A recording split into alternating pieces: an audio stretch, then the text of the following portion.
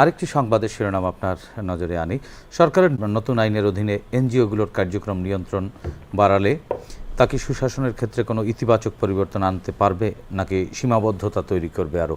আমরা এর আগে দেখেছি যে এনজিওগুলোকে সরকার নানানভাবে আইনি প্যাঁচে ফেলে নিয়ন্ত্রণ করবার চেষ্টা করেছে এবং এনজিওগুলো এক প্রকার সরকারের গুণকীর্তন করতে বাধ্য হয়েছিল।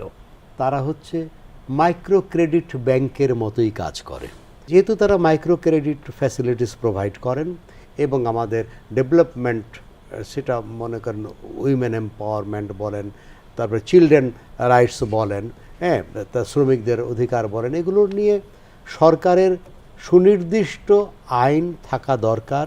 আর একটু ভালো অবস্থানে বাঁধা যায় তা থাকা দরকার। নয়তো এমন আমরা দেখেছি যে মাইক্রো ক্রেডিট দিতে গিয়ে প্রান্তিক মানুষদের গ্রামগঞ্জে তাদের প্রতি যে অবিচার হয়েছে ঋণের টাকা আদায়ের ক্ষেত্রে, এগুলো পত্রপত্রিকা আমরা প্রতিনিয়ত দেখি নির্মমভাবে সেই সব আদায়ের ইতিহাস আছে। তাদের রেট অফ ইন্টারেস্ট এটা খুবই হাই।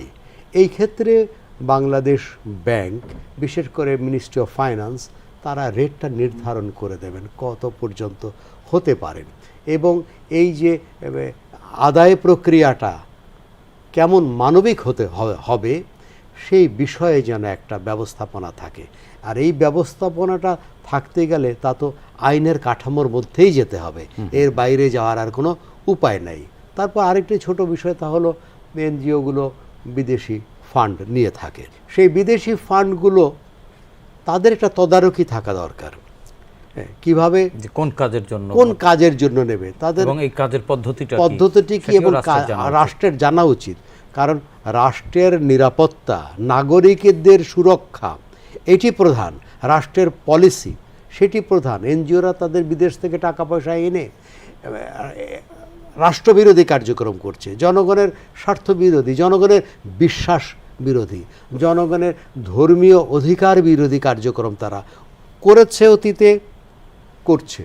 যারা এগুলো করছে তারা ধর্মীয় অপপ্রচার চালাচ্ছে এবং ধর্মান্তকরণের ক্ষেত্রে করছে। বিশেষ করে আমরা আমাদের এই যে পার্বত্য জেলাগুলোতে যদি আপনি দেখেন, সেখানে প্রচুর এনজিও কাজ করছে।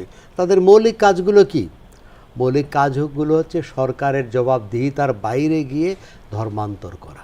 এই কাজগুলো তারা করছে এবং অনেক রকমের উস্কানি। কি কোনো উদ্দেশ্য আছে? অবশ্যই উদ্দেশ্য আছে এবং এই কাজগুলো কোন উদ্দেশ্য থাকতে পারে? এটা তো আমি মনে করি রাষ্ট্রীয় বিষয় এবং রাষ্ট্রীয় গোয়েন্দা সংস্থা, রাষ্ট্রের অনেকগুলো এজেন্সি আছে, তারা নিশ্চয়ই তারা জানেন এবং তারা সেগুলো জেনে সেই অনুযায়ী পদক্ষেপ নেবেন।